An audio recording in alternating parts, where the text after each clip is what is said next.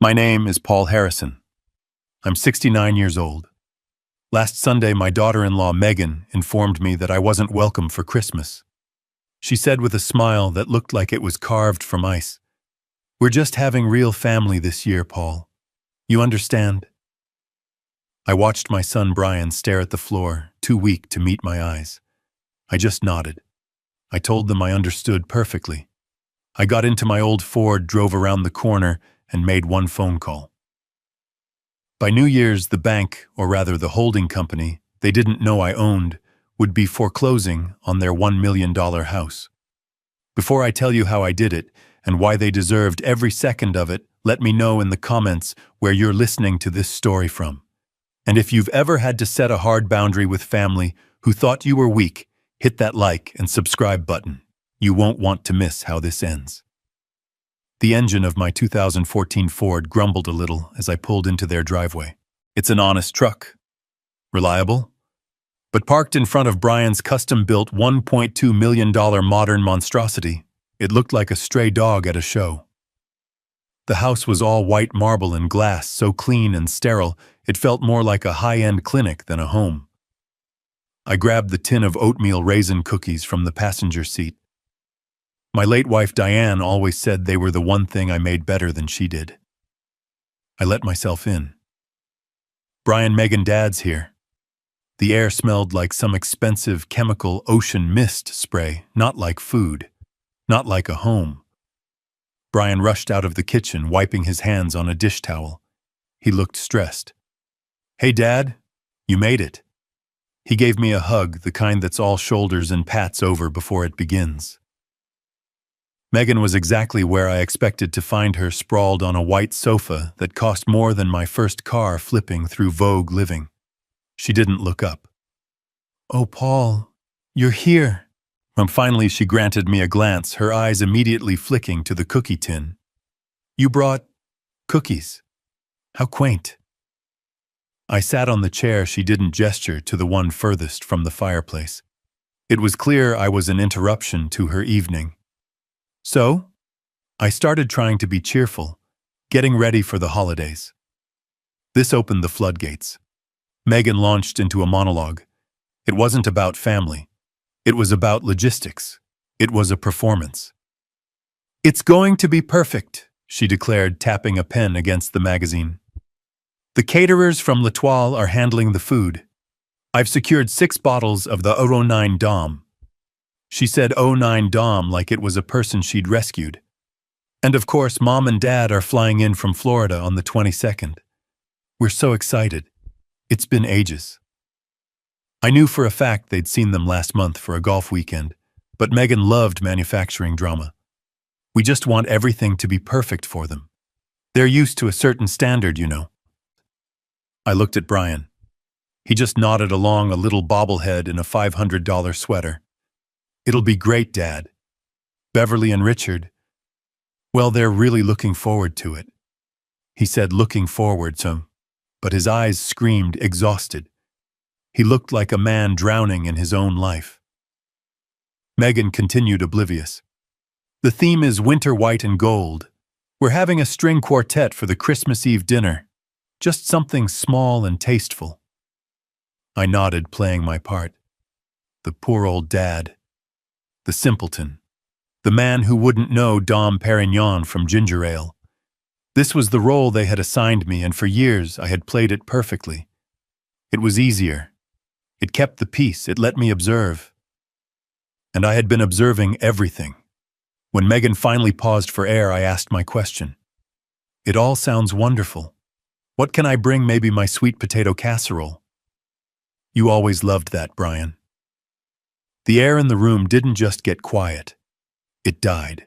Megan stopped tapping her pen. She set the magazine down slowly, deliberately.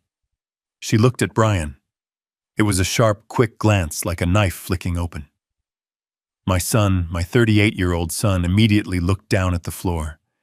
He became intensely interested in the grout between the marble tiles, as if it held the secrets of the universe. That's when I knew. "Paul," Megan began, and her voice shifted. It was that syrupy, patronizing tone she used when she was about to deliver an insult wrapped in a favor. About that, we talked it over. This meant she had decided. And this year we're doing something different, a little more private. I just watched her. With Mom and Dad flying all this way, so, she continued, we just want a really quiet, intimate Christmas. You understand. Just our immediate family. Immediate family. The words landed like stones. I, the man who had raised the man sitting right there, was not immediate family. I was, an optional extra. A second-tier relative. I kept my eyes locked on Brian. He wouldn't look up. Brian, I asked, my voice quiet. He flinched. Dad, it's just, Beverly and Richard. They haven't had a real Christmas with us since, well, it's just this one time. It's not a big deal. Not a big deal. My son dismissing 40 years of my life, dismissing our Christmases as not a big deal. Megan, seeing Brian falter, swooped in. It's not that you're totally excluded, Paul, she said, as if she were being incredibly generous. You are more than welcome to stop by on Boxing Day. You know, the 26th, to pick up your present. She smiled. Just make sure to call first. We'll probably be busy. I didn't say anything for a long moment. I let the insult hang in the air, let it fill the cold, sterile room. I saw Brian shift uncomfortably. He knew this was wrong. He knew it was cruel. But he was too weak, too terrified of his wife to do anything about it. And then I smiled. It wasn't a sad smile. It wasn't an angry smile. It was a cold, sharp, empty smile. The kind of smile I used to use in boardrooms right before I dismantled an opponent's entire argument. They mistook it for acceptance. They thought I was defeated. I understand, I said. My voice was perfectly calm. No, really, I get it. Family is the most important thing. You have to do what's right for your immediate family. I stood up. I reached for my old worn jacket, the one Megan hated, the one she said smelled like mothballs and retirement. But, Dad, the cookies, Brian stammered, pointing at the tin. Oh, that's all right, I said, picking it up. I'll take them home. No sense letting them go to waste. I walked to the door. You two have a wonderful private Christmas. I walked out into the cold December air. I got into my 10-year-old Ford. The engine started with its familiar, comforting rumble. I drove away slowly. I could see Megan in the window, already back to her magazine, dismissing me from her life as easily as flipping a page. I drove 5 blocks. I turned a corner. I pulled over to the curb under the shadow of a leafless oak tree. The smile vanished. My face felt like it was carved from granite. I sat there for 1 full minute. The image of my son staring at the floor, too cowardly to defend his own father, burned into my mind. I picked up my phone. Not the simple flip phone I usually carried that was part of the act. I reached into the glove compartment and pulled out the encrypted smartphone. I scrolled to a single contact. It rang once. Peterson. His voice was as always clipped and professional. It's me, Paul. Paul, I was wondering when you'd call. How was dinner? Illuminating, I said. It's time. Activate the demand note on the Harrison bond. Peterson was silent for a beat. Are you sure, Paul? That's the final move. Once that bell is rung, you can't unring it. They just told me I'm not welcome for Christmas, Peterson. They're embarrassed by me. Ring the bell. Very good, Peterson said. I could almost hear him smile. $450,000. Due in full in 30 days. The notice will be served tomorrow morning. Thank you, I said. And Peterson, Merry Christmas. I hung up, put the car in gear, and drove home to my quiet apartment, feeling warmer than I had all night. I sat there in the truck, the engine's quiet rumble the only sound. The anger I felt was cold, not hot. It was the sharp, clean anger of a final calculation. My mind went back 5 years to the day Brian first brought her home. Megan. She wasn't from money, not really. Her parents, Richard and Beverly, were new money, the worst kind, obsessed with proving they had it. They lived in a gaudy McMansion in Florida and measured their worth by the brand names on their clothes. Megan learned that lesson well. From the moment she met Brian, she saw him not as a man, but as a project, a fixer-upper. He was a good, simple manager at a decent company. He was happy. He drove a reliable sedan. He lived in a comfortable condo. That wasn't good enough for her. First, it was the car. His perfectly fine sedan didn't project success, so she pushed him into leasing a BMW he couldn't afford. The payments were crippling. Then it was the country club. All the important people are members, Brian. You have to network. Another $2,000 a month for a membership he barely used, just so she could post pictures from the pool. Then came the house. This glass and marble box. $1.2 million. Brian's salary, even as a manager, was stretched to the breaking point. I knew he was drowning. I could see the panic behind his eyes every time a bill came. He was working 60-hour weeks, not for a promotion, but just to tread water, just to keep up with the lifestyle she demanded. And my son Brian, he's a good kid. He was always a good kid, but he's weak in a way I never was. He craves approval. He thinks these shallow, materialistic people are better than him, better than us. He was so desperate for the love of this woman that he was willing to destroy himself financially to get it. And Megan. She didn't just dislike me. She despised me. I wasn't just an embarrassing old father-in-law. I was a threat to her brand. My old truck, my simple 2-bedroom apartment, my flannel shirts, my refusal to play the game. Every part of my existence was a reminder of the middle-class life she was clawing her way out of. She didn't want me around, reminding her and reminding Brian of a simpler, more honest way of living. She wasn't just ungrateful. She was an infection. She had infected my son, made him ashamed of who he was and where he came from, made him so weak he couldn't even look his own father in the eye while his wife kicked me out of Christmas. I stared at the dark street. Brian was sacrificing his entire financial future, his integrity, his family, for a woman who just told me I wasn't welcome. He was drowning for her, and she had just spit in the face of the man who held the lifeline. Brian has no idea about any of this. He thinks I'm just Paul Harrison, the retired mechanical engineer. A man who lives on a fixed pension, Social Security, and whatever meager savings he scraped together over a 40-year career. He sees my small 2-bedroom apartment, my old truck, my flannel shirts, and he sees a man who is comfortable, but simple, limited. He doesn't know the truth. He never knew the truth about his mother. My Diane. She's been gone 20 years, but she is the architect of all of this.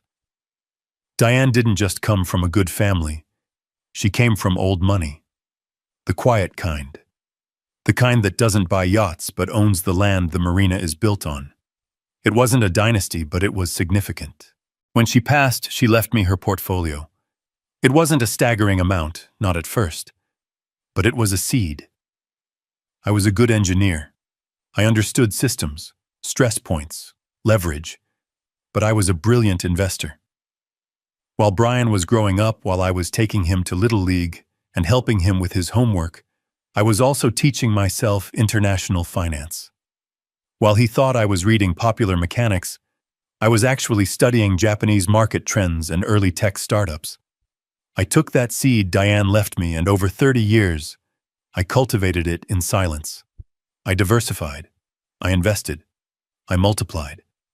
I built an empire quietly, brick by brick, while living in that same simple apartment. I never told Brian. Why would I? I'd seen what unearned money did to Diane's family. It made them soft, entitled. It robbed them of ambition. I didn't want that for my son. I wanted him to build his own life. I wanted him to value hard work, to know the feel of a paycheck earned. I lived humbly to teach him humility. The irony is the lesson never stuck. He saw my simple life not as a choice but as a failure, a ceiling he was desperate to break through. And then 2 years ago, he finally broke. Megan's spending, the BMW, the club, the designer clothes, it all caught up to him. He was drowning in debt. And this house, this $1.2 million monument to his insecurity, was about to be foreclosed on. I knew he was in trouble. Peterson, my financial advisor, monitors everything. Brian was 90 days late. Bank of America was sending the final notices. He was too ashamed to come to me. After all, what could his poor old dad do, lend him a few thousand from his retirement? He was too proud to ask for what he thought was a small, useless handout. He never dreamed I could solve the whole problem. So I didn't offer. I didn't co-sign a new loan. I didn't write him a check. That would have been a bailout. It would have taught him nothing. It would have just been a reward for his weakness, for Megan's greed. I did something better. I did something smarter. I had Peterson draw up the papers. We created a new, completely anonymous LLC. I named it P&D Holdings, for Paul and Diane. It was our secret. P&D Holdings, this faceless entity, went to Bank of America. The bank was desperate to get this toxic, high-risk loan off its books. We didn't negotiate. We simply bought Brian's entire mortgage note in full. $450,000. Just like that, I became the bank. For the last 2 years, Brian and Megan have been writing their monthly mortgage check. They think it's going to Bank of America. They have no idea. Bank of America is just the servicer. They collect the check, take a small fee, and wire the rest of the money, their money, directly into an account at P&D Holdings. An account that I control. And the best part? The part that makes this whole thing a perfect closed loop of justice. I haven't even been keeping the money. Peterson has standing instructions. Every dollar they've paid me, every single cent of their principal and interest for 24 months has been rerouted. It's been funneled directly into a separate, locked trust fund. A fund I established for the grandchild I hoped they would one day have. A grandchild I hoped would be raised with better values. I am their bank. I am the man who holds the deed to their lives. I am the reason they sleep in that house. And they just kicked me out of Christmas. They didn't just insult a poor old man. They didn't just embarrass a lonely father-in-law. They spat in the face of their creditor. The one man on earth with the power to take everything away from them. And I just did. I didn't call Brian for a week.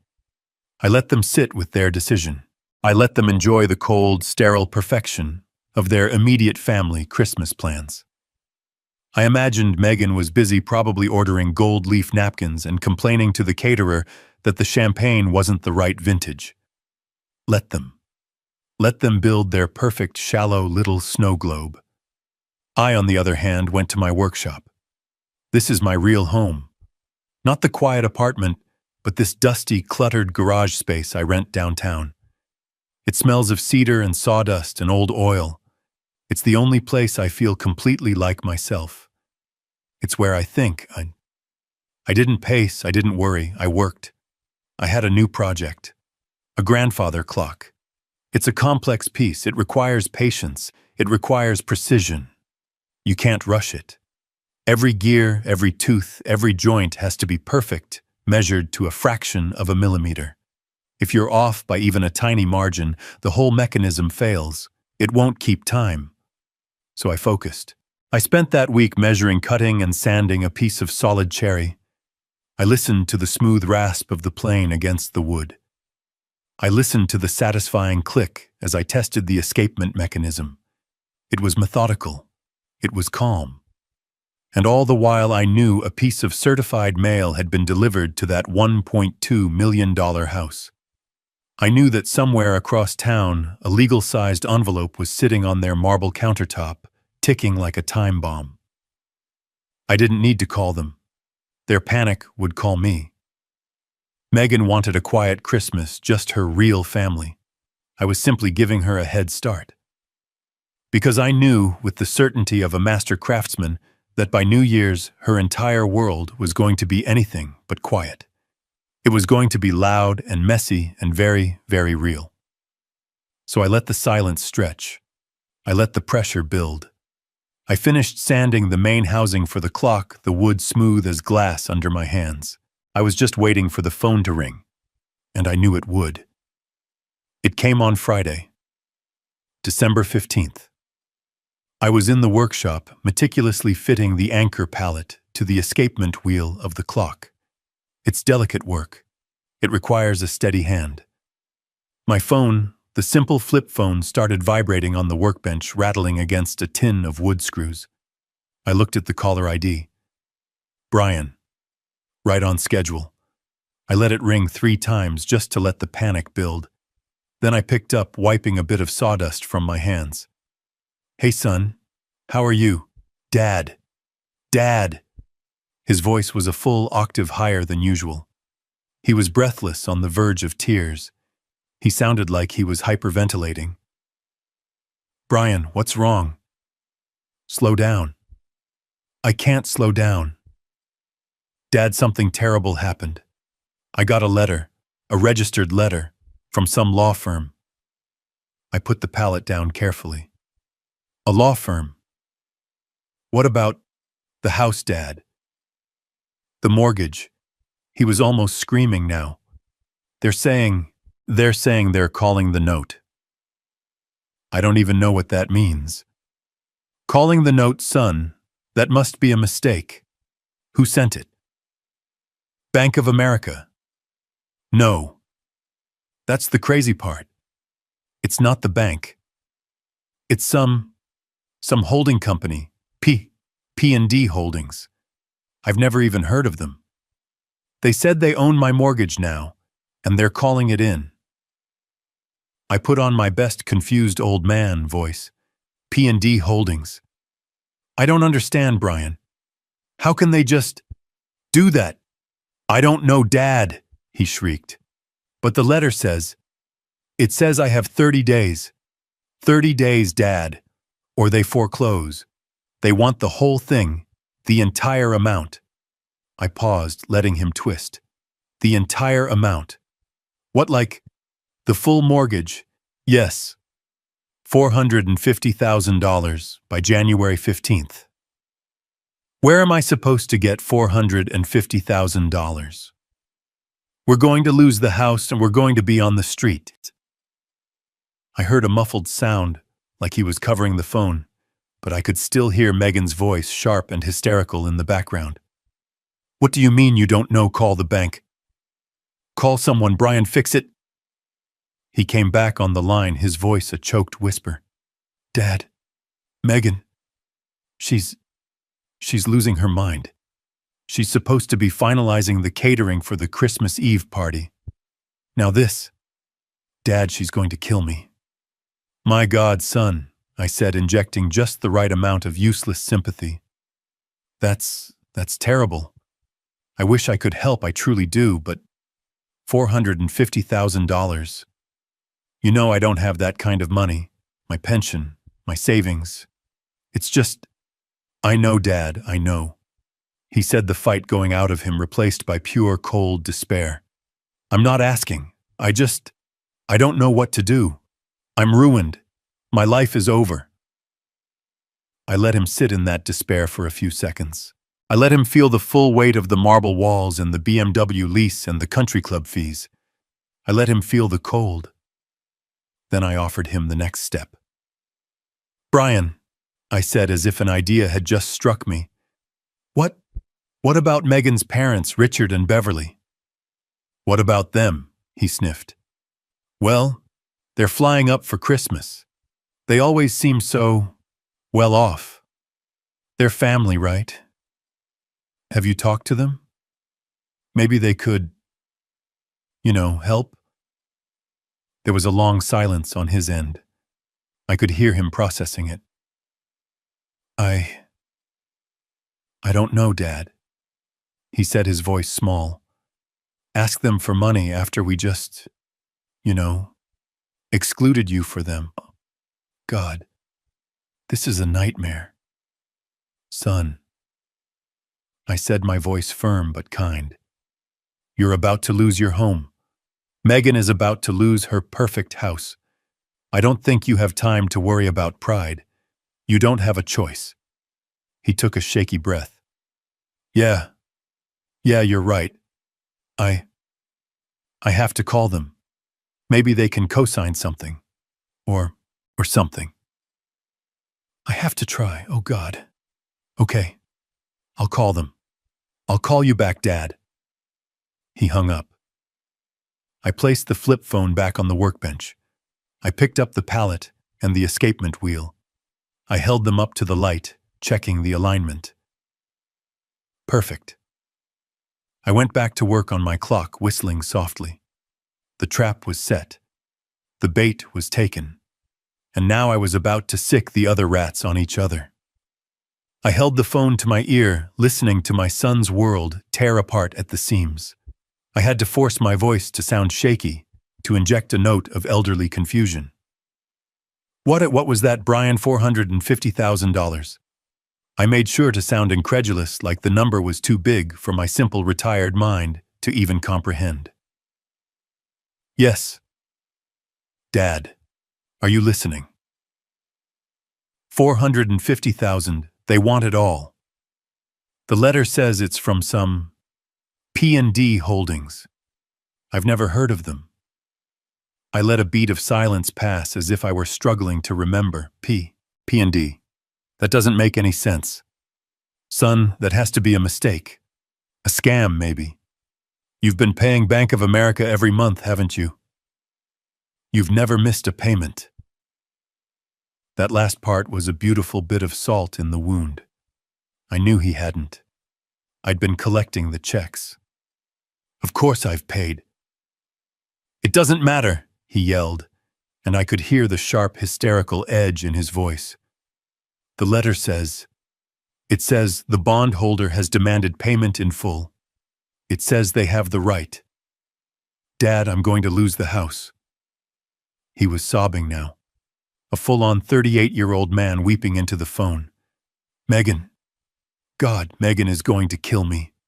She's in the other room finalizing the catering for the Christmas Eve party. She's ordering monogrammed ice sculptures. What am I supposed to tell her, that we're going to be homeless by New Year's? I had to clench my jaw to keep from smiling. Monogrammed ice sculptures. Son, calm down, I said, my voice full of fake fatherly concern. You just need to call the bank. Call Bank of America. They'll sort this out. It has to be a clerical error. I tried, he choked out. I called them. They said it's out of their hands. They said the mortgage note was sold 2 years ago, and they're just the loan servicer. They said the owner has every legal right. Dad, what am I going to do? What am I going to do? I let him hang in that pure cold terror for a few more seconds. I let him feel the icy grip of real-world consequences. My God, Brian. I said, my voice low and heavy with feigned sadness. I wish I could help. I truly do, but $450,000. You know I don't have that kind of money. My pension, my savings. It's just, I know, Dad. I know. He said, the fight draining out of him, replaced by a hollow despair. I'm not asking you, I don't know who else to call. I'm ruined. My life is over. I let him sit in that pure, cold despair for a few seconds. I let him feel the icy grip of real-world consequences. Then I offered him the next step, the next piece of the puzzle I was building. Brian, I said, as if an idea had just reluctantly struck me. What? What about Megan's parents, Richard and Beverly? What about them? He sniffed. Well, I said, my voice hesitant. They're flying up for Christmas. They always seem so well off. They're family, right? Have you talked to them? Maybe they could, help.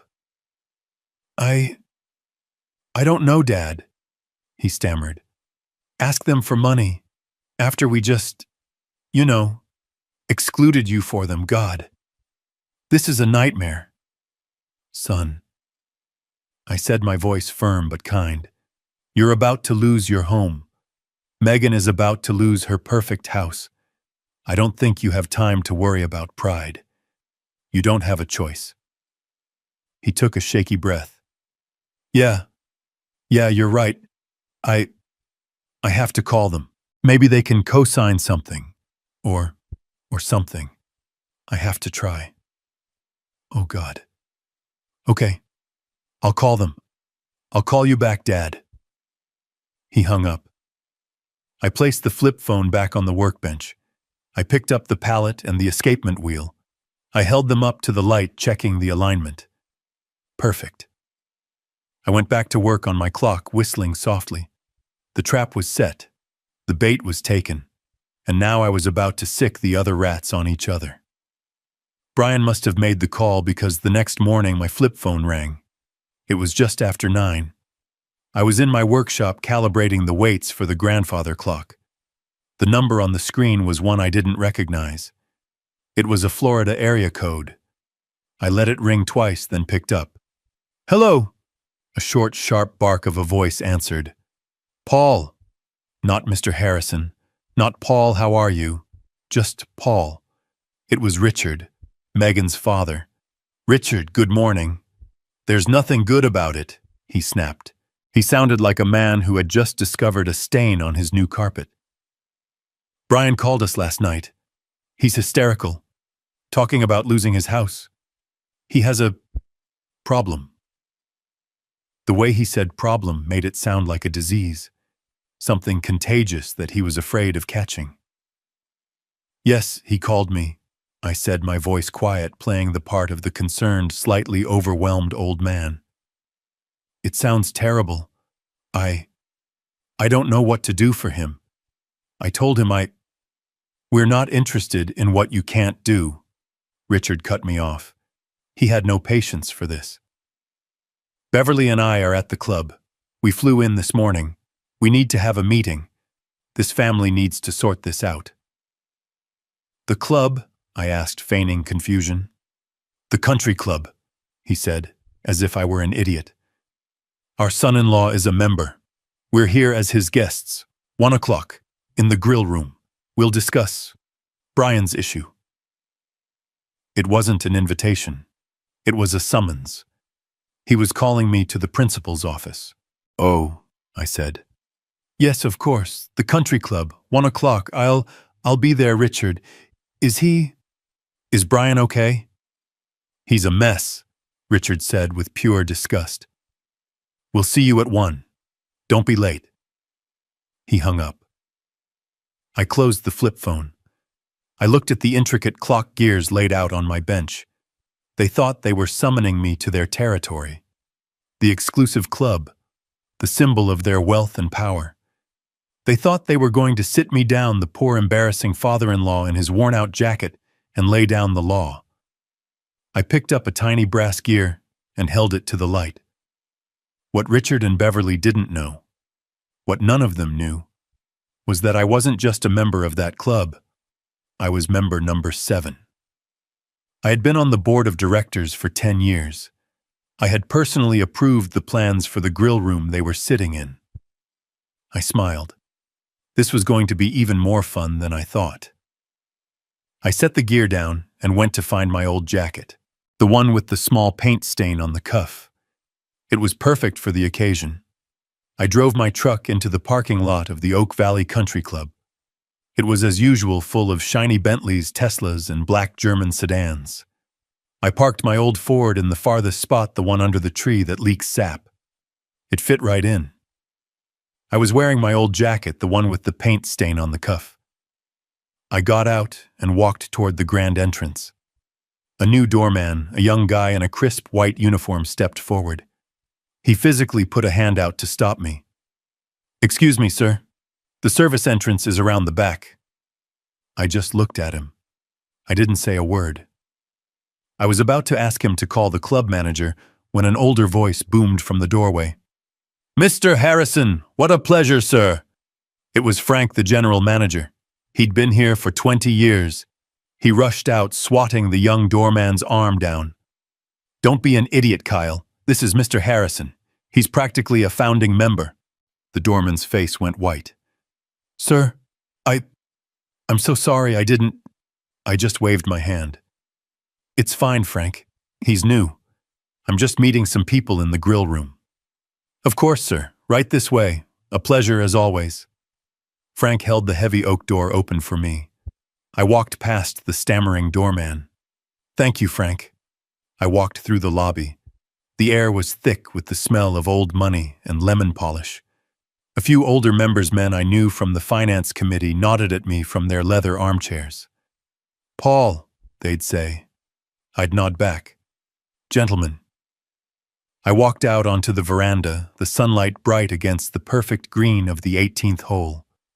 And there they were, Richard and Beverly. They were at the best table, the one overlooking the green. They looked furious. Two expensive half-drunk cocktails sat sweating in front of them, even though it was barely 1 in the afternoon. I walked over. "Richard, Beverly." They both looked up. Their eyes scanned my old jacket, my simple work pants, and their expressions tightened with disgust. They didn't even bother to hide it. "Paul," Richard said, not bothering to stand or shake my hand. "Sit down. We don't have a lot of time. We have a tea time at 2. I sat. A waiter rushed over. "Mr. Harrison, can I get you your usual?" "Just an iced tea, thank you, Miguel." Richard and Beverly stared. The waiter left. Beverly spoke first, her voice as brittle as thin ice. "Paul, thank you for coming." Her tone made it clear she was anything but thankful. "This situation, it's completely unacceptable." She took a long, angry sip of her brightly colored drink. "My daughter," she continued, "is a wreck. She has been crying for 2 days. That beautiful Christmas Eve party she had planned canceled. She's humiliated. All her friends are asking what's wrong." I just nodded my face, a mask of mild concern. "It is a terrible situation, Beverly. Terrible." "He promised her a certain life," Beverly said, jabbing a manicured finger at the table. "He promised her stability. And now, this. He's irresponsible. He's unstable. He is ruining her future." His future, I thought. He is ruining her future. Interesting. Richard leaned forward, placing his thick, bee-ringed hands on the table. He was the one who fancied himself the deal-maker, the closer. "All right, let's cut the crap, Paul," he said, his voice low and dismissive. "We're not here to cry about it. We're here for a solution. And let's be perfectly clear. Beverly and I are not bailing him out. We are not throwing good money after bad. That's his mess." "I see," I said softly. "But," he continued, "we do have a solution, a practical one. Megan mentioned your little apartment. It's paid off, isn't it?" I just looked at him. I didn't confirm. I didn't deny. I just let him talk. My silence made him impatient, and he took it as agreement. "Look, Paul, you're his father. It's your responsibility to clean this up. The right thing to do, the only thing to do, is to sell that apartment. Liquidate it. Immediately. Give the money to Brian and Megan so they can pay off this holding company and get on with their lives." I just stared at them. My mind flashed to the home I had shared with Diane, the kitchen where we raised Brian, the walls that held every good memory I had. Sell it. Beverly chimed in, her voice suddenly softening into that fake, syrupy concern that was even more insulting than her anger. "And it's really what's best for you too, Paul," she said, trying to pat my hand. I moved it just in time to pick up my iced tea. "You're getting older. You're, nearly 70. You shouldn't be living alone in that big place anyway. It's a burden. What if you fall? Richard nodded, jumping back in. She's right. You sell the apartment, you give them the cash. With what's left over, you can get a nice clean room at Sunset Meadows or one of those assisted living facilities. You'll be looked after. They'll have nurses. They'll, you know, handle your meals. It's the perfect solution for everyone. They had it all figured out.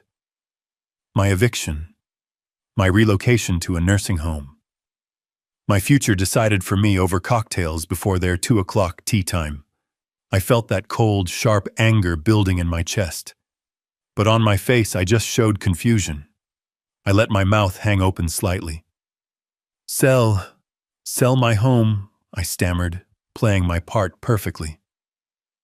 Beverly sighed, exasperated, as if talking to a difficult child. Paul, don't be dramatic. It's just a building. Your son's life is at stake. I was about to reply. I was about to tell them what I thought of their solution. I was about to ask them exactly what they knew about stakes. But then I saw him, walking across the veranda in his $5,000 bespoke suit, looking like he owned the place, which in a way he did. Right on time. I was about to answer. I was about to look Beverly right in her cold, arrogant eyes and ask her very slowly what exactly she knew about burdens. I was about to ask Richard how he defined responsibility. I was about to let the first crack appear in my poor old dad facade. But then I saw him. He was walking across the veranda, moving past the putting green with a quiet authority that made the other members sit up a little straighter. It was Peterson, my lawyer, my advisor, the man who had managed my portfolio for 30 years. He was wearing a custom-tailored dark navy suit that I knew for a fact cost $5,000. His silver hair was perfectly cut. His shoes shined with a deep, rich luster. He looked like what he was, a man who managed billions, a man who presidents had on speed dial. He spotted me, and he smiled, a genuine warm smile. He strode directly to our table.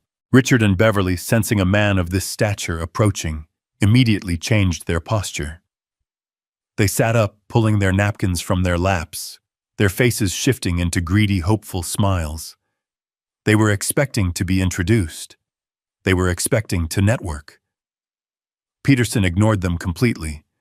His eyes were only on me. Paul, he said, his voice full of energy. He clapped me on the shoulder, his expensive Italian wool-clad hand landing right on my old paint-stained jacket. There you are. I'm so glad I caught you. Miguel said you were on the veranda. Richard and Beverly froze. Their smiles evaporated. Their mouths were slightly open. They were looking at Peterson, then at me, then back at Peterson. I could almost hear the gears in their tiny, arrogant minds grinding, smoking, trying to compute this. How does this shark, this pillar of the financial community, know this poor old man in the stained jacket? And why is he smiling at him like that, Mr. Peterson? I said, smiling genuinely for the first time that day. You're early? Just a bit, he said, pulling out his phone. Traffic was light. Are you ready for our board meeting? The rest of the P&D Holdings partners are already setting up in the conference room upstairs. P and D Holdings. I watched the color drain from Richard's face. His tan, his expensive lunch, his arrogance, it all just vanished. He recognized the name from the legal notice. His eyes went wide. He looked at me, really looked at me for the first time. He wasn't seeing a poor, simple-minded old man anymore. He was seeing a puzzle, a threat. A board meeting. Beverly stammered, her fake sweet voice now just thin and confused. You're on a board, Paul. I just looked at her. I didn't answer her question. I didn't need to. I slowly, deliberately folded my paper napkin and placed it on the table. I stood up. Richard, Beverly, I said, my voice polite but final. You'll have to excuse me. It seems I'm late for my meeting. I turned to Richard, who was still staring at me, his jaw slack. "Thank you for the advice," I said, letting the words hang in the air. "It's always good to be practical. Selling off assets, relocating, those are all very drastic solutions. One should only do that when they have absolutely no other choice. Wouldn't you agree?" Richard just stared. He couldn't speak. I turned to Peterson. "Shall we go after you, Paul?" he said. And I walked away. I left them there sitting in stunned silence on the beautiful sunlit veranda. I left them with their half-drunk $15 cocktails and their $500 lunch bill. I left them with the smoking ruin of their entire worldview. As we walked into the clubhouse, Peterson leaned in his voice, a low whisper. "How did it go, Paul?" I just smiled. "I believe," I said, "that the fish are finally starting to question the bait." Richard and Beverly were frozen. They looked at me in my stained jacket, then at Peterson in his $5,000 suit, then back at me. I could see the frantic calculations in their eyes. The two images didn't connect. It was impossible. Richard's voice was a dry croak. A board meeting. You're on a board, Paul." Beverly just stared, her mouth slightly open, her cocktail glass halfway to her lips. "Oh," I said, as if it were nothing. "Yes, just the quarterly review for P&D Holdings. We're using the private conference room upstairs. You know how these things are. Lots of numbers." I let the name just hang in the air. P&D Holdings. I watched Richard's face. The color drained from it. He recognized the name from the legal notice, the name on the letter that was threatening to take his daughter's house. He looked at me, really looked at me, and his confusion turned into something new, something that looked a lot like fear. "Well," I said, placing my napkin on the table, "it was illuminating to speak with you both. Richard, Beverly." Peterson held the door open for me. "After you, Paul." I walked away, leaving them stewing in their shock. I didn't look back. I didn't need to. The second piece of the trap had just snapped shut. We weren't actually in a board meeting. The private conference room was just a room I used for lunches, a quiet place with dark wood walls and a single heavy mahogany table. Peterson had a club sandwich in front of him. I had my iced tea. "Well," Peterson said, taking a precise bite, "that was a satisfying little piece of theater." Richard's face looked like he'd swallowed his golf ball. "So, the 30-day clock is ticking. What's next, Paul?" I stared out the window at the perfectly manicured golf course. The green was so perfect it looked fake. "It's not enough," I said quietly. Peterson put his sandwich down. "Not enough, Paul. We're about to take their $1.2 million house. I'd say that's a fairly significant move." I shook my head. "That's just a consequence. It's leverage. It's not the point." I turned to face him. "They kicked me out of Christmas." Peterson frowned. "Yes, I understood that. It was cruel. It was the trigger." "No," I said, leaning forward. "You're missing the why. It's too personal. It's too vindictive. Think about it. Megan is greedy. She's a snob, but she's not stupid. Why would she risk antagonizing me? Why would she push Brian to cut me out, especially when they are so financially overextended? It doesn't make sense." I traced a water ring on the table with my finger. "If anything, this is the time she should be nice to the poor old dad, just in case I have a few $1,000s in my retirement account she can squeeze out of me. This isn't just arrogance, Peterson. This is desperation."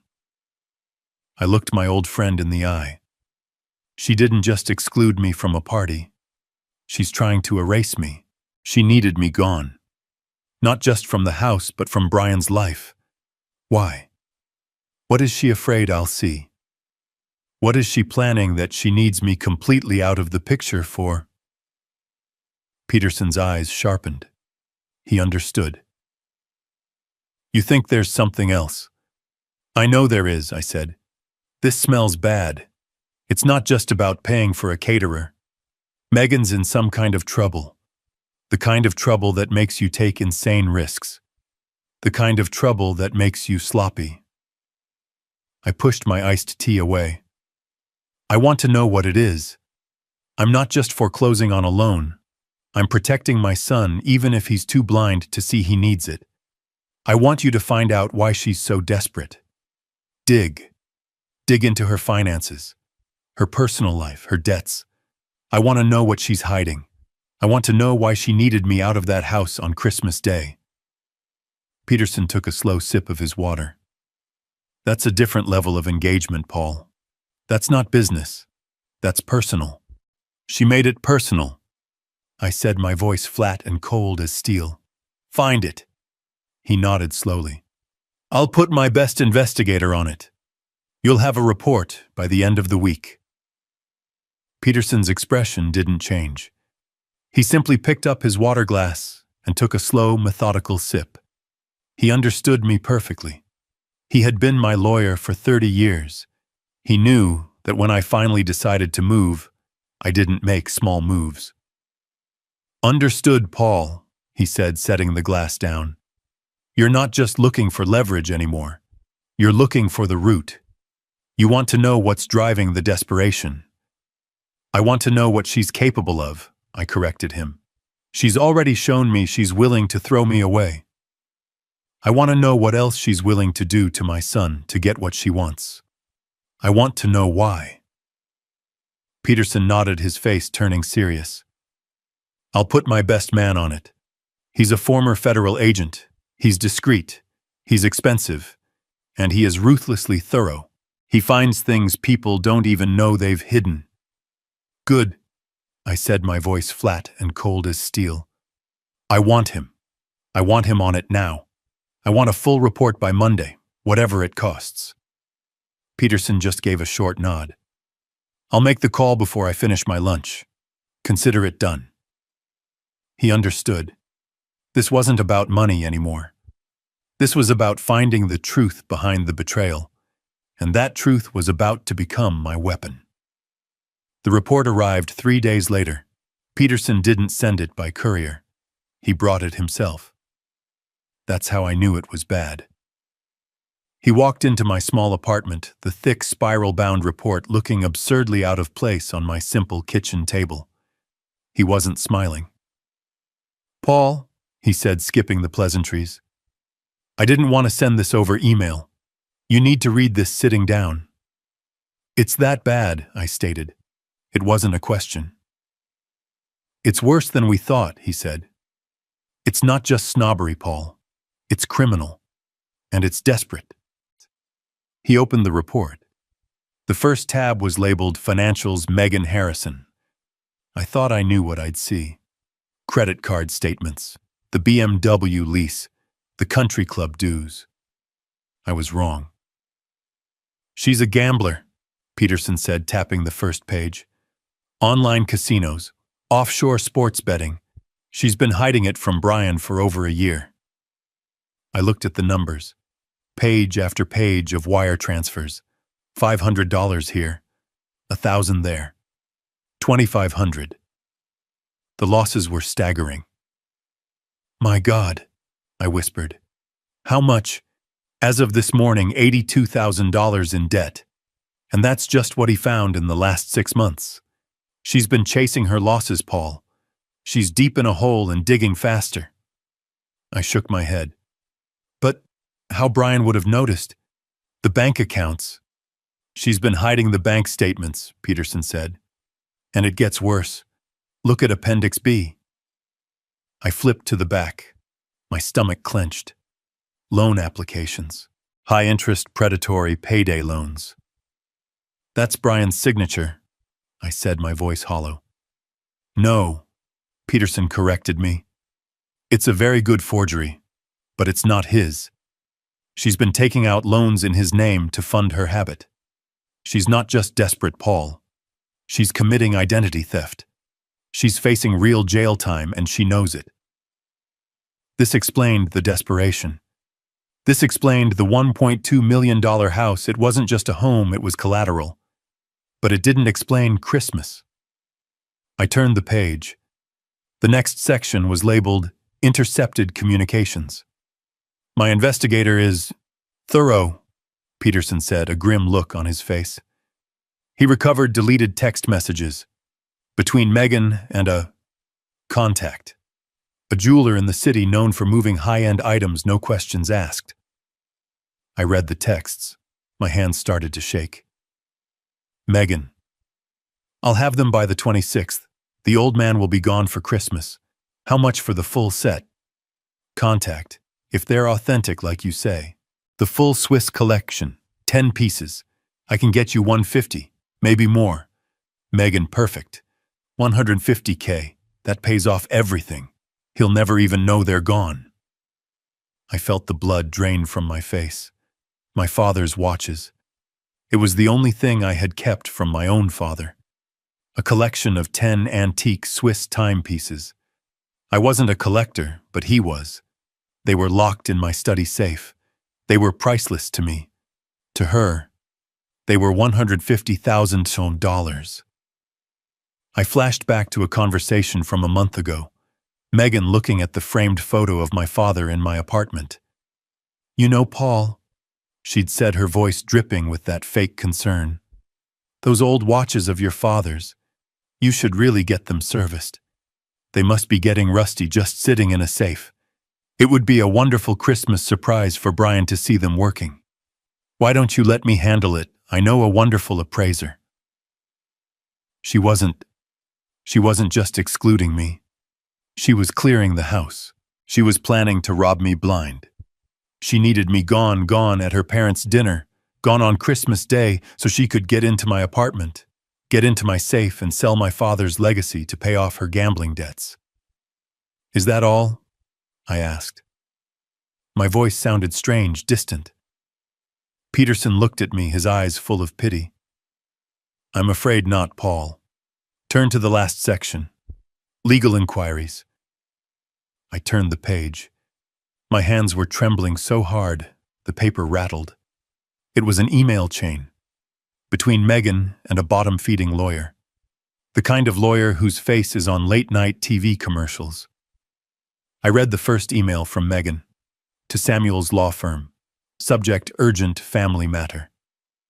Dear Mr. Samuels, my husband and I are extremely concerned about his father's mental well-being. He's 70 years old, and recently his behavior has become erratic. I looked at Peterson. Erratic? Keep reading, he said. He's exhibiting severe paranoia. He hides his money. He refuses to spend anything, even on necessities. He wears old stained clothes and talks about saving for a rainy day that's clearly already here. He seems to be losing his grip on reality. My God. She was using my frugality, my simple, quiet life. She was twisting my choice to live humbly into erratic behavior. We are worried he is a danger to himself. What are our options for a medical conservatorship? We need to protect his assets before he wastes them all. Protect my assets. Not protect me. She was trying to have me declared incompetent. She was trying to have me locked away. She was planning to steal my home, my money, my life, all by painting me as a senile old fool who couldn't be trusted with his own checkbook. This was her plan B. If she couldn't steal the watches, she was going to have me legally erased. She would gain control of all my accounts, and I'd spend the rest of my life in a state-run facility drugged into silence. And Brian, she would have convinced Brian he was doing the right thing, saving his poor crazy old dad from himself. I closed the report. The calm I felt in the workshop was gone. This was a new kind of cold. She didn't just insult me, Peterson, I said, my voice a low, dangerous rumble. She didn't just try to steal from me. She tried to bury me alive. Peterson nodded slowly. Paul, what do you want to do? We can go to the police right now. We have enough here for multiple felony charges. Fraud, conspiracy, identity theft. I stood up. I walked to the window of my small apartment, looking down at the simple, honest street. I thought of Brian, my weak, foolish son being led to slaughter by this viper. No, I said. Not the police, not yet. The police is an ending. I'm not ready for this to end. I turned to Peterson. She thinks I'm a confused old man. She thinks I'm a victim.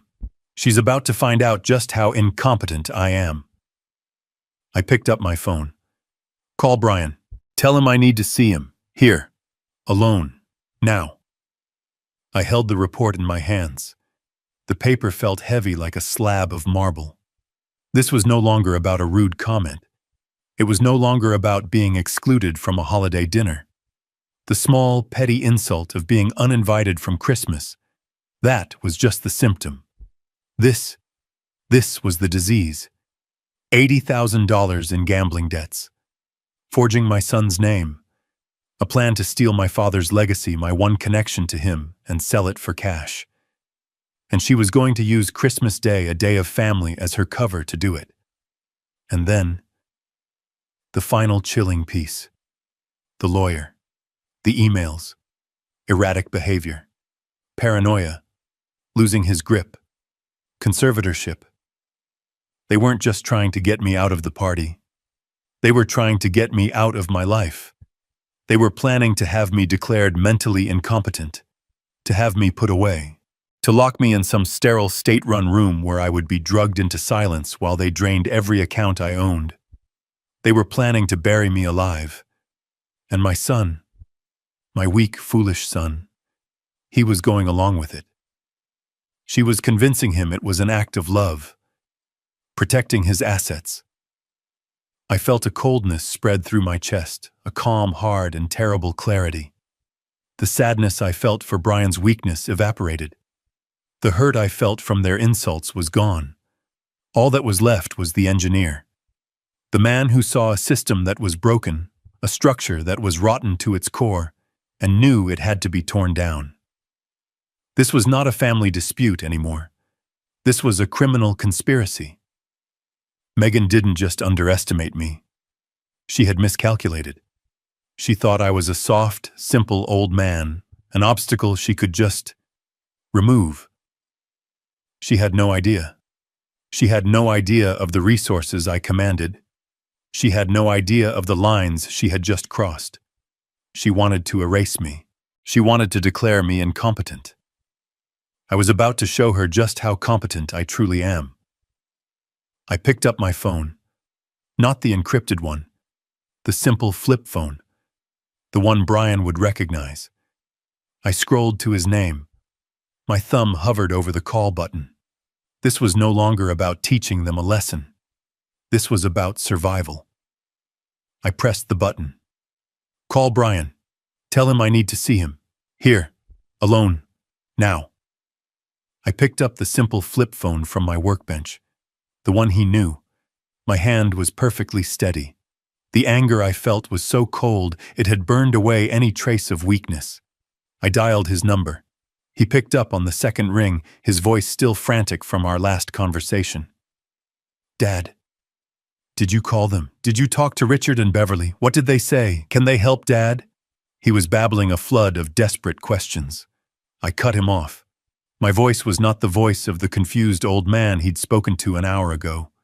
It was low. It was flat. It was the voice I used in the boardroom when a multi-million-dollar deal was collapsing, and I was the only one who could fix it. The voice that didn't tolerate questions. Stop talking, Brian. The line went silent. He was so shocked by my tone he couldn't speak. Meet me at my apartment, I commanded. What now? Dad, I'm trying to figure out the... Right now, I said. The words were like chips of ice. Do not call Megan. Do not text her. You leave your house, you get in your car, and you come here, alone. Dad, what's wrong? You're scaring me. Did Richard say something? This isn't about Richard. This is about you. You have 30 minutes. But Dad, I need to. Now, Brian. I hung up. I didn't wait for a reply. I didn't need one. He would come. For the first time in 5 years, my son had heard my real voice, and he knew this wasn't a request. It was an order. I sat down in my old armchair and waited. The trap was set. Now it was time to confront the first rat. He showed up in 20 minutes. When I opened the door, he looked terrible. He was pale, his eyes were bloodshot, and his expensive sweater was on inside out. He stumbled into my apartment, his hands visibly shaking. "Dad!" He started, his voice cracking. "Dad, I just got off the phone with Richard. He said he saw you at the club. With Peterson, as in the Peterson, the lawyer, and he said something about P&D Holdings. The same name on the foreclosure letter." He was pacing my small living room, running his hands through his hair. "I don't understand. What's going on? How do you know those people?" Richard sounded scared. "Dad, what the hell is happening?" I didn't say anything. I just walked to my kitchen table where the thick, spiral-bound report was waiting. I placed it in front of him. "What's this, Phil?" he asked, his voice full of agitation. "Dad, I don't have time for paperwork. I'm losing my house." "Sit down, Brian," I said. My voice was quiet, but it had a weight to it that made him stop pacing. He looked at me, really looked at me, and the agitation in his eyes turned to a new dawning fear. He sat. "I didn't want to show you this," I said. "I wanted to protect you, but you're not a child anymore, and you need to see who you married." "What? What are you talking about, Megan? What does she have to do with this?" I just tapped the cover of the report. "Read it, Brian." He opened it, his hands clumsy. He stared at the first page, Financials, Megan Harrison. "What is this?" he whispered. "Some kind of bank statement." "Keep reading," I said. I watched his eyes move. I watched the color drain from his face as he saw the transfers to the offshore accounts, the online casinos, the sports betting sites. "No," he whispered. "No, this is wrong. 82,000, no. She doesn't gamble." "She does," I said, "and she's been hiding it from you for over a year." "But how?" His mind was scrambling, trying to find an excuse. "The money. Our accounts. I would have seen." "Appendix B," I said, my voice flat. He fumbled with the pages, his hands shaking so much he tore one slightly. He found the appendix. He saw the loan applications, the high-interest predatory loans, and he saw his own signature at the bottom of each one. I never signed these," he stammered. "I never saw these." He looked up at me, his eyes wide with a horrifying understanding. "Oh God. Oh my God, she forged my name." I just nodded. She stole my identity. She's been funding her addiction with your future, Brian. That's the desperation you've been feeling. That's why she's been so frantic about money." He looked like he was going to be sick. He dropped his head into his hands. 80,000. Oh my God. This is why we're ruined." "No," I said. "That's not why you're ruined. Turn the page. Section 2. Intercepted communications." What? What more can there be?" he sobbed. "Read it." He lifted his head, his face a mask of grease and tears. He read the text messages between Megan and the black market jeweler. "Megan, I'll have them by the 26th. The old man will be gone for Christmas. How much for the full set? Contact 150K, maybe more." Brian frowned, confused. "Full set? What set? What is she? What watches?" He looked up, his eyes meeting mine, and I saw the moment the final terrible piece clicked into place. His eyes darted to the framed photo on my mantelpiece. The photo of my father, his father, standing proudly next to his locked display case. "Grandpa's watches," Brian whispered. The words were so quiet I could barely hear them. She was going to steal Grandpa's watches." He looked at me, his face crumbling. But why she? She told me they needed servicing. She said it would be a nice surprise for me, to get them fixed for Christmas. She needed you gone, Brian. I said, my voice hard. And she needed me gone. That's why I wasn't welcome.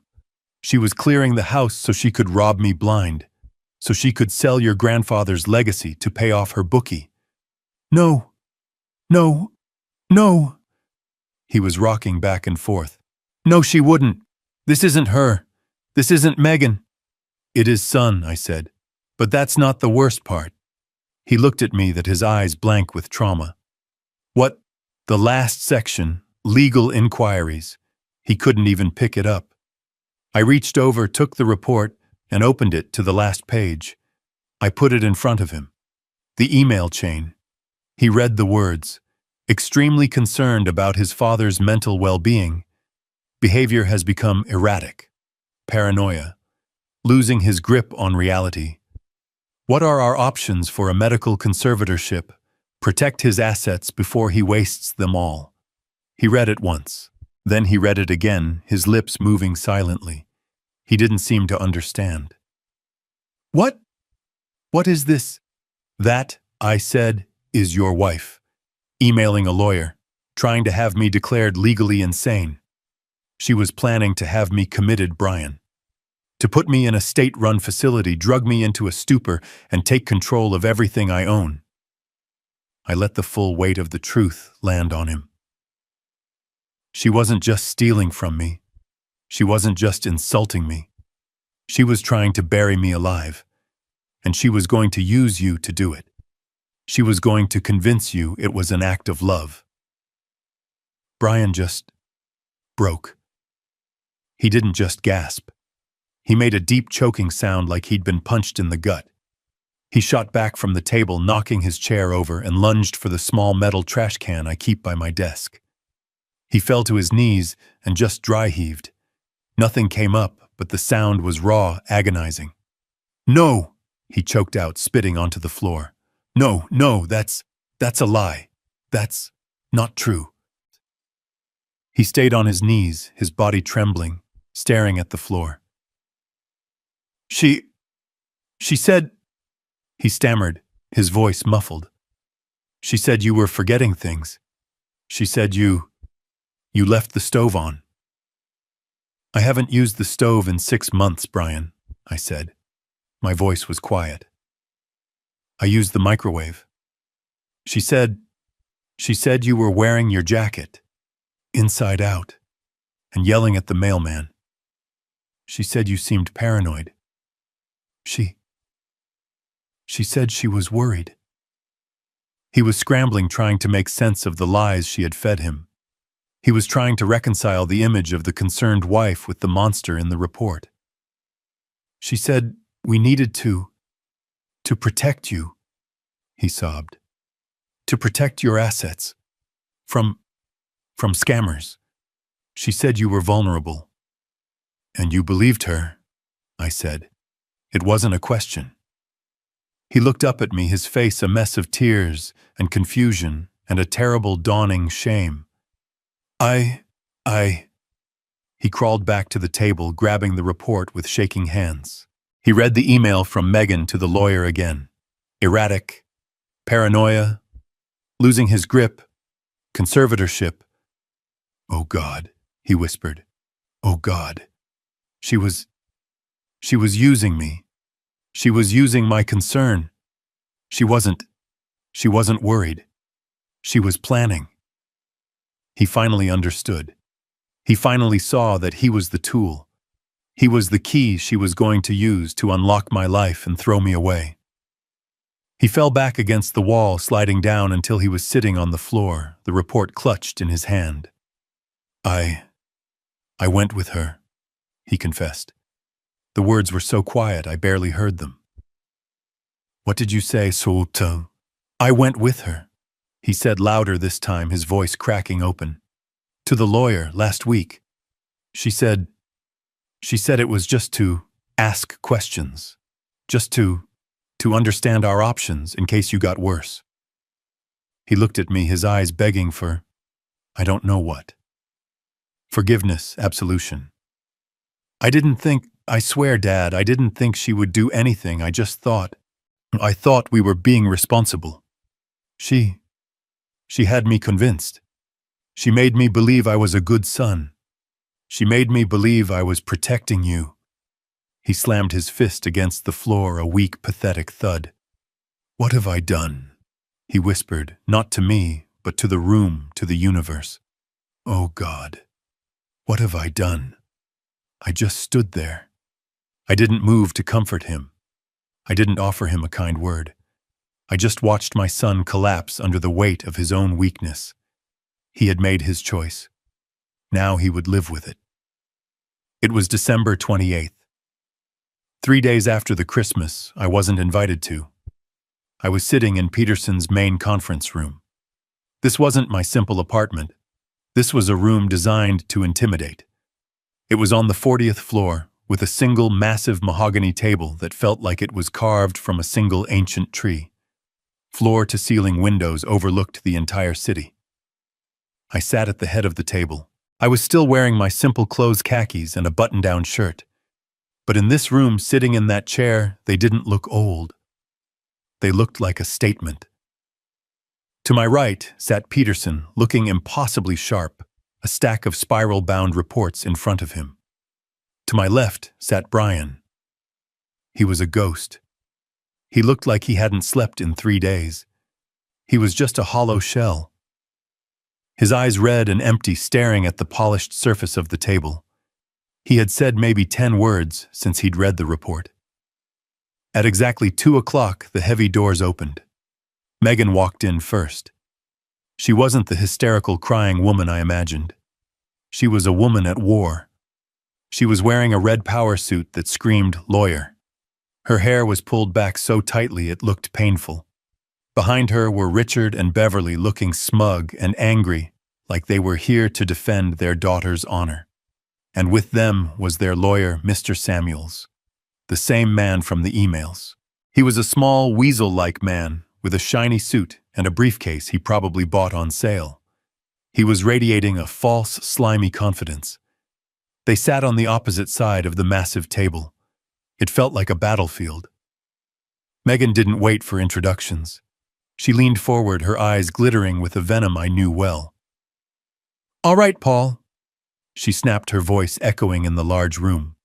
"I don't know what kind of pathetic little game you think you're playing, but it's over." Her lawyer Samuels cleared his throat and opened his cheap briefcase. "My clients, Mr. and Mrs. Harrison, are here as a courtesy. They are prepared to file a countersuit for harassment and intentional infliction of emotional distress regarding this fraudulent foreclosure notice." I just looked at them. I didn't say a word. I just let her talk. Megan mistook my silence for weakness, again. "And another thing," she said, her voice rising. "We are proceeding with the petition for a conservatorship. We have all the proof we need. Brian has signed the affidavit." Brian flinched as if he'd been slapped. "He agrees with me," she spat. "He agrees that you are no longer competent, that you are a danger to yourself. Your little stunt at the club, calling that lawyer." She sneered at Peterson, who just watched her, his face impassive. "That just proves our point. You're having paranoid delusions." She smiled a thin, triumphant, ugly smile. "So here's the deal. You are going to sign over power of attorney to Brian. You are going to stop this nonsense with the house. And you are going to go quietly to the assisted living facility we've chosen for you. If you do that, we might consider dropping the countersuit." She sat back, crossing her arms. She thought she had won. She thought she had me cornered. I looked at Brian. He wouldn't meet my eyes. I looked at Peterson. He gave me a very slight, almost imperceptible nod. It was time. Megan didn't wait for Peterson to speak. She leaned forward, placing her perfectly manicured hands on the polished mahogany. She was the picture of an offended, powerful woman. "All right, Paul," she snapped, her voice sharp and echoing slightly in the large, quiet room. "I don't know what kind of pathetic little game you think you're playing, but it's over." I just watched her. I didn't move. I didn't even blink. Her lawyer Samuels cleared his throat, a small, wet sound. "My clients, Mr. and Mrs. Harrison," he began, his voice oily, "are here today as a courtesy. They are prepared to file a countersuit for harassment, emotional distress, and predatory financial practices regarding this fraudulent foreclosure notice." "Fraudulent?" Peterson asked, his voice genuinely curious. It was the first time he'd spoken. "Of course it's fraudulent," Megan jumped in, her voice rising. "This P&D Holdings nonsense. It's an intimidation tactic. It's illegal. You can't just buy someone's mortgage and then call it in. That's... Well, it's illegal." Samuels nodded. "We will be filing for an immediate injunction. And that's not all we're here to discuss." Megan took over again. She was enjoying this. She thought she was in control. "We are here, Paul, because we are concerned about you." The word concerned dripped with venom. "Your behavior has become, well, erratic, deeply unstable. First you run away from a simple family discussion. Then you hire this shark," she gestured at Peterson, "to send us threatening letters. Then your little stunt at the club. Richard and Beverly told us all about it. Colluding with lawyers claiming to be on a board." She laughed, a short, ugly sound. "It's a classic paranoid delusion, Paul. A fantasy of grandeur. And frankly, it proves our point. You are clearly not well." I looked at Brian. He was staring at his own hands, which were clasped so tightly on the table his knuckles were white. He was a statue of shame. Beverly, Megan's mother, chimed in, her voice oozing fake sympathy. "Paul, dear, we just want what's best for you. What you did at the club, it was a cry for help. We see that. You're clearly not capable of managing your own affairs anymore. You're becoming a danger to yourself and to others." "That's right," Richard added, his voice a low growl. "You're a liability.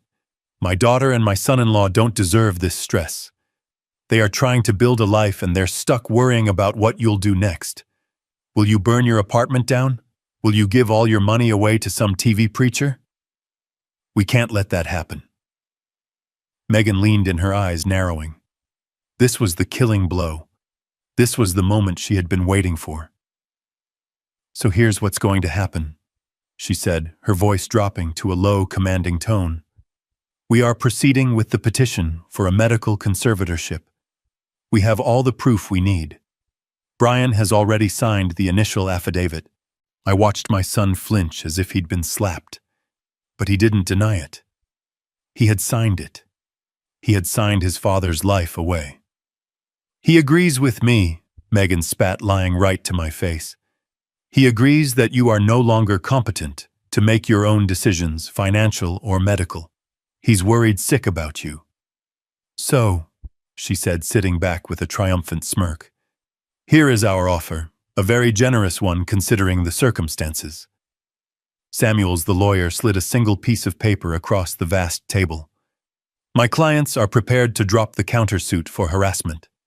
And," Megan continued, "we will handle this foreclosure nonsense. We'll find a way to make it disappear." I just looked at the paper. It was a power of attorney agreement. A full, irrevocable power of attorney. "You are going to sign that," she said. "You will sign over full financial and medical power of attorney to your son Brian, my husband. And then," Beverly added, "you will agree quietly to be assessed at the assisted living facility we have chosen for you. It's a very lovely place. Sunset Meadows. You'll be looked after." "You do that," Megan finished. and we might consider dropping this whole incompetence petition. We'll handle it, as a family, quietly. But if you refuse, if you fight us, Samuels chimed in, we will proceed with the full force of the law. We will have you declared incompetent by the court. We will freeze your assets, and you will be placed in a facility whether you like it or not. The choice is yours, Mr. Harrison. Sign the paper or we will have you committed. She sat back, crossing her arms. She thought she had won. She had just laid out her entire criminal conspiracy right here in front of God, her parents, her broken husband, and my billion-dollar lawyer. I looked at Brian. He was pale as a sheet, staring at the power of attorney document, like it was a death warrant. I looked at Megan. She was smiling. That thin, ugly, victorious smile. I looked at Peterson. He gave me a very slight, almost imperceptible nod. It was time. Peterson just smiled. It wasn't a warm smile. It was the smile of a surgeon who has just opened the patient and confirmed the diagnosis. Will you? He said, his voice calm and polite. You'll have him committed. You'll file for harassment. You'll make this foreclosure disappear. He leaned back in his massive leather chair, steepling his fingers. That's a fascinating legal strategy, Mr. Samuels, especially from a woman who is at this very moment facing multiple felony charges. Megan's lawyer Samuels froze. I beg your pardon, my client is the victim here. Is she? Peterson said. He reached down to a black briefcase by his chair, a briefcase I hadn't even noticed. He pulled out a second spiral-bound report. It was identical to the one I had given Brian. He slid it across the 30 feet of polished mahogany. It glided silently and stopped perfectly in front of Megan. You're right, Mrs. Harrison, Peterson said. I'm not just a lawyer. I am also on the board of P&D Holdings. But I also, on behalf of my client, Mr. Harrison, hired a private investigator. You see, we were concerned about your erratic behavior. And what we found, well, it's all in there. Megan stared at the report as if it were a bomb. Go ahead, Peterson encouraged. Open it, or perhaps you'd prefer I summarize. Megan's hands were shaking. She couldn't touch it. Very well, Peterson said. He picked up his own copy. Let's start with Section 1. Financials, Megan Harrison. It seems you have a bit of a hobby. Online casinos, offshore sports betting. My investigator has tracked $82,000 in gambling debts, all accrued in the last 6 months. You've been chasing your losses, haven't you, Megan? Megan's lawyer Samuels turned and stared at his client. Megan, is that true? Beverly. Her mother gasped. 80,000. Oh, it gets better. Peterson continued, his voice as smooth as ice. To fund this habit, you've been quite creative. Appendix B, 3 high-interest payday loans. The problem is you couldn't get them in your own name, could you? So you used your husband's. My investigator has confirmed with a handwriting expert that the signatures on these applications totaling another $30,000 are forgeries. That's identity theft, wire fraud, multiple counts. Samuels, the lawyer, audibly groaned. He was starting to sink in his chair. He was no longer a shark. He was a minnow in a tank with a great white. But still, Peterson said, that's not enough money, is it? Which brings us to Section 2. Intercepted communications. You needed a big score, something to clear the slate. He read from the page. A text message from you, Megan, to let's call him a specialty jeweler downtown. I'll have them by the 26th. The old man will be gone for Christmas. How much for the full set? I watched Brian's face. He knew what was coming. He closed his eyes, his shame a physical force. The jeweler's reply, Peterson read. If they're authentic like you say, the full Swiss collection, 10 pieces, I can get you 150, maybe more. $150,000 for Mr. Harrison's antique watch collection, the one he inherited from his father. Your plan, it seems, was to use the Christmas holiday, the one you so cruelly excluded him from, as your cover to rob him blind. Richard Megan's father, who had been silent, finally spoke. His voice was a low, horrified rumble. Megan, what is he talking about, you? You were going to steal from him. Beverly looked like she was going to faint. The watches. You told Brian they needed servicing. Megan was trapped. Her eyes darted from her parents to her lawyer to me. She was hyperventilating.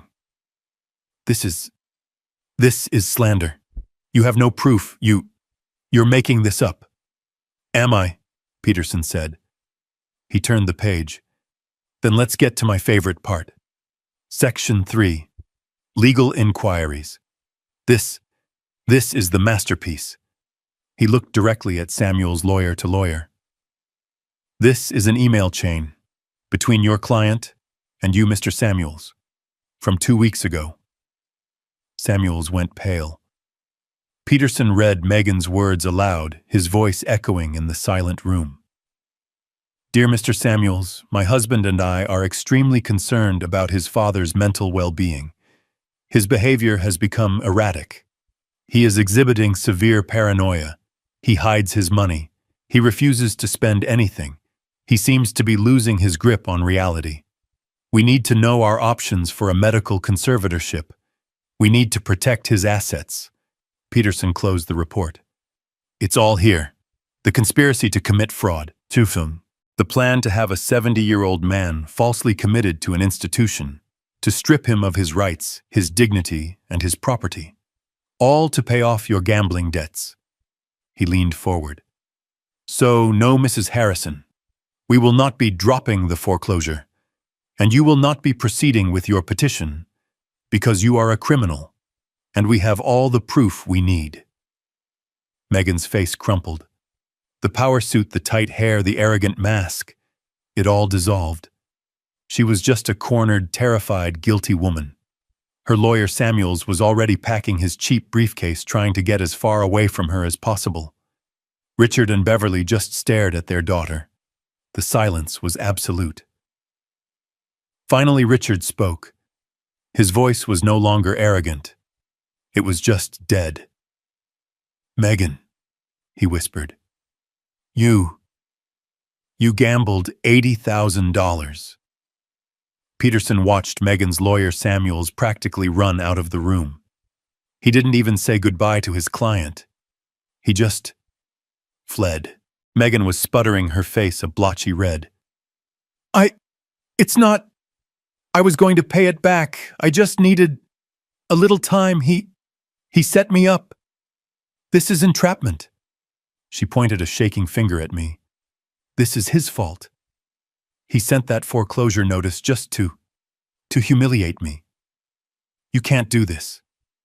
We'll fight you. We'll get a new loan. We'll sue P&D Holdings, whoever they are.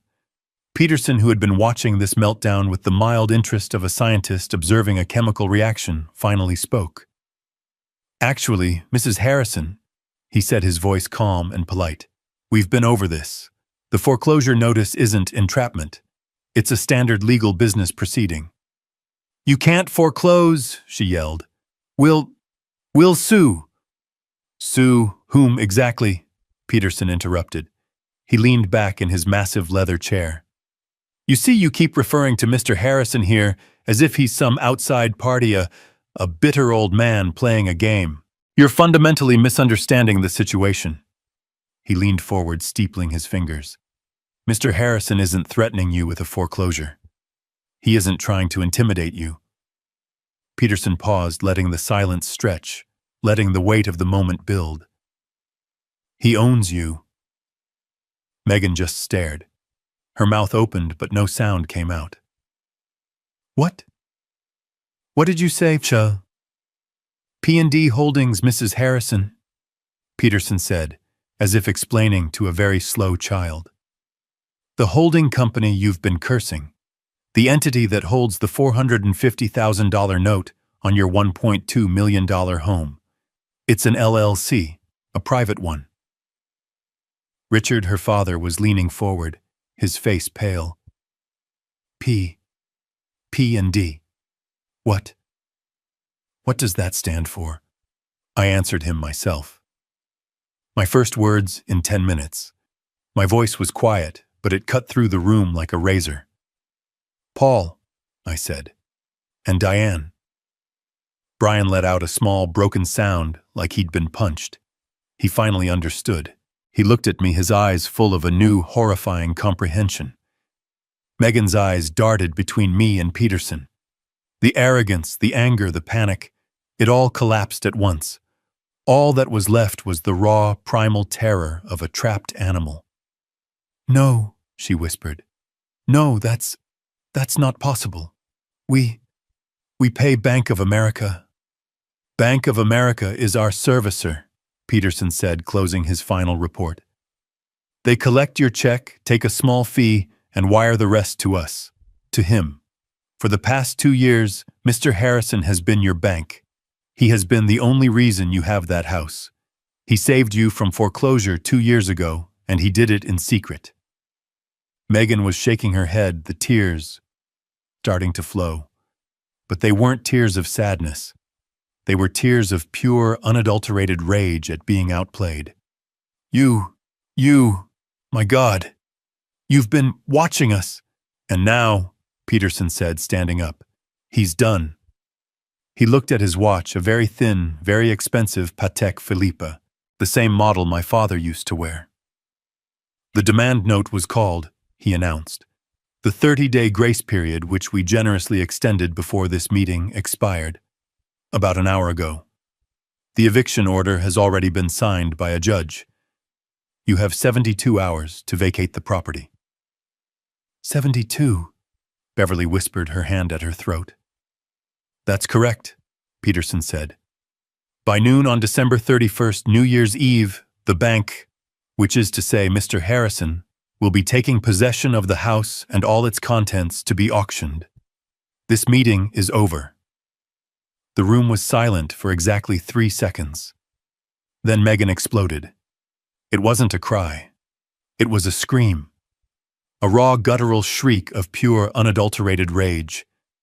You! She screamed, launching herself up from the chair. It scraped back, screeching against the polished floor. Her entire body was shaking her face, a terrifying mask of fury. You monster! She spat at me. You bastard! You sat there. You sat there in my house in your dirty old coat, eating our food. You let me. She couldn't even finish the sentence. She was choking on her own venom. You set us up, she shrieked, her voice cracking. This whole thing, the foreclosure, the meeting, you've been planning this, you trapped us, you wanted this, you wanted us to fail, you wanted us to be on the street. She looked at her parents, Richard and Beverly, who were staring at her speechless. He trapped us, he's been lying to us for years, pretending to be this pathetic old man, this burden. She laughed, a high hysterical sound that had no humor in it. A burden, my God, you let us worry about you. You let me think. You let me think I was the one in control. She slammed her fists on the mahogany table. You liar. This isn't justice. This is sick. It's sick. You're a sick old man and you're enjoying this. You're enjoying ruining us. I just sat there. I didn't move. I didn't say a word. I just watched her. My silence, my absolute calm was like gasoline on the fire. It was driving her insane. Because she finally understood that she had never, not for 1 second, been in control. And then her fury, finding no purchase on my granite calm, turned to the only other target in the room. The weak one. The one she had always been able to control. She spun around to face my son. Brian was still sitting there, frozen, his face as white as a sheet, staring at the table. And you, she hissed. Her voice dropped, becoming even more dangerous. You knew. It wasn't a question. It was an accusation. Brian didn't look up. He couldn't. You knew. she screamed, lunging at the table, her face just inches from his. When did you find out? When he showed you that report. You've been sitting here this whole time, knowing you let me walk in here. You let me. You let me. She was trembling, pointing a shaking finger at his face. You let him do this to me. To us, you're his puppet. You're pathetic. You're a weak, spineless coward. Brian flinched, but still didn't look up. Say something, she shrieked. Are you just going to sit there? Are you going to let him throw us out on the street? Are you going to let him destroy your wife, your family? He's my father, Megan. Brian's voice was a choked whisper, but it was the first thing he'd said. He's not your father, she screamed. He's a snake, and you chose him. You chose this miser, this liar. Over me, your wife, you're siding with him against me. She looked around wildly at her parents, at Peterson, at me. He's my husband. He's supposed to be on my side. You can't just divorce me by foreclosing on me. That's not how this works. She grabbed Brian's arm, her nails digging in. Brian, tell them you're with me. Tell this old bastard to stop this. Tell him to give us back our house now. The room was silent. Everyone was watching Brian. He so slowly lifted his head. He looked at her hand on his arm, her red nails digging into his suit. He looked at her face contorted with rage and greed. And then he looked at me. For the first time in years, I saw my son. Not the scared, weak man-child, but the man I had raised. He looked at me and his eyes were full of shame, but also a final, terrible, heartbreaking resolve. He had made his choice. Everyone was watching Brian. Megan, her face twisted and ugly, her nails still digging into his arm. Her parents, Richard and Beverly, finally silent, their smugness replaced by a dawning horror. Peterson, impassive, a neutral observer. And me. I was watching my son. He was still looking down at his hands. I could see his shoulders trembling. Megan was still screaming at him. Brian, answer me! Are you a man? Or are you his little boy? Tell him. For a second, I thought he would break. I thought he would just dissolve into tears and apologize, beg her to forgive him, beg me to stop it all. I thought the weakness had finally consumed him. And then very slowly, he lifted his head. He didn't look at me. He didn't look at her parents. He looked at Megan. He looked at her hand on his arm, at her red, sharp nails. And with a calm, deliberate motion, he reached over with his other hand, unhooked her fingers one by one, and pushed her hand away. Then he stood up. He wasn't the ghost who had walked into the room. He wasn't the hollow shell. He stood up straight, and for the first time in his entire life, I saw him stand tall. He looked solid. His voice, when it came, wasn't a whisper. It wasn't a yell. It was cold. It was dead. It was a voice I had never heard from him before. You lied to me, he said. Megan stopped. The hysteria froze on her face. What? What did you say to me? I said, Brian repeated, his voice level. You lied to me. For years. You've been lying to me every single day. Brian, baby, what are you talking about? She tried, her voice shifting instantly into that sweet, manipulative tone. He's put these ideas in your head. He's poisoning you against me. Can't you see what he's doing? Brian just shook his head, a slow, sad motion. No, Megan. He didn't have to poison me. You did. The report, I read the report. It's all true, isn't it? Report? What report? That's just garbage. He's a bitter old man. $82,000, Brian said. Megan stopped. $82,000 in gambling debts. Is that true? Brian, I can explain. I, I had a run of bad luck. I was going to win it back. You forged my name, he said, his voice dropping even lower. On loan applications. You took out $30,000 in my name. I had to, she shrieked, the mask slipping. To cover the payments, to protect you, so you wouldn't worry. You were going to steal my grandfather's watches, Brian continued, his voice relentless like a hammer. On Christmas Day, while I was at your parents' dinner, you were going to rob my father while I was helping you. Exclude him. No, she screamed. That's not. I was just getting them appraised. For insurance, I was protecting our assets. Our assets. Brian finally laughed. A dry, horrible, broken sound. We don't have any assets, Megan.